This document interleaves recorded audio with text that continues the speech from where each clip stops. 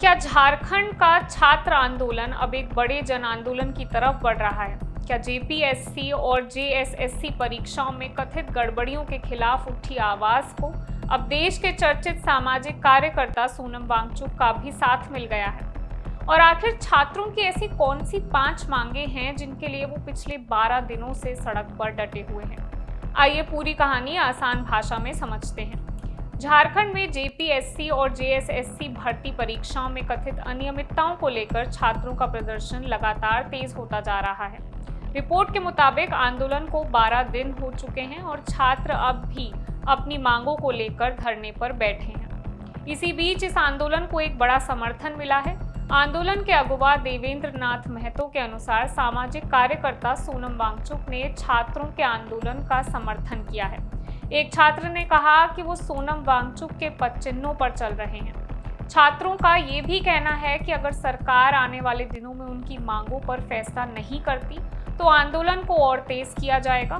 कुछ छात्र पहले ही भूख हड़ताल पर बैठ चुके हैं। रिपोर्ट्स के मुताबिक 7 अगस्त को छात्र विधानसभा घेराव की तैयारी कर रहे हैं। वहीं 10 अगस्त जब विधानसभा का सत्र चलेगा उस दिन पूरे झारखंड से लोगों को रांची पहुंचकर विधानसभा का घेराव करने की अपील भी की गई है। अब सवाल है कि आखिर छात्रों की मांग क्या है? छात्रों का आरोप है कि 14वीं जेपीएससी परीक्षा, जेएसएससी सीजीएल परीक्षा और दूसरी भर्ती परीक्षाओं में गंभीर अनियमितताएं हुई हैं। उनकी मांग है कि इन मामलों की जांच सीबीआई और ईडी से कराई जाए।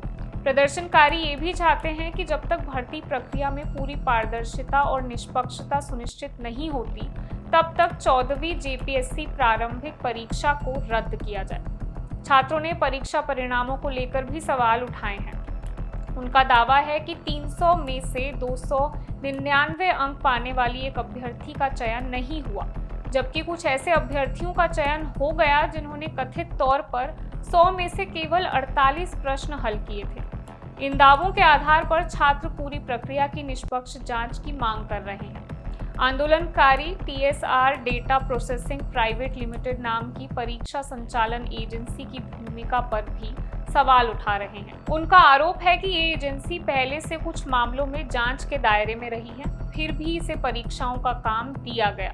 इसी बीच कथित अनियमितताओं और चल रही सीआईडी जांच के बीच झारखंड लोक सेवा आयोग ने 14वीं combined civil services main examination समेत कुल 9 परीक्षाओं को अगले आदेश तक स्थगित कर दिया है। फिलहाल झारखंड का छात्र आंदोलन लगातार बड़ा होता नजर आ रहा है। आंदोलन को सोनम वांगचुक का समर्थन भी मिल चुका है, जिससे ये आंदोलन फिर से चर्चा में आ गया है। दूसरी तरफ छात्र अपनी मांगों पर अड़े हैं और आने वाले दिनों में आंदोलन तेज करने की बात कह रहे हैं। अब देखना होगा कि सरकार छात्रों की मांगों पर क्या फैसला लेती है और क्या भर्ती परीक्षाओं को लेकर उठे सवालों का समाधान निकाल पाती है। मैं वंशिका सक्सेना और आप देख रहे हैं इंडिया न्यूज़।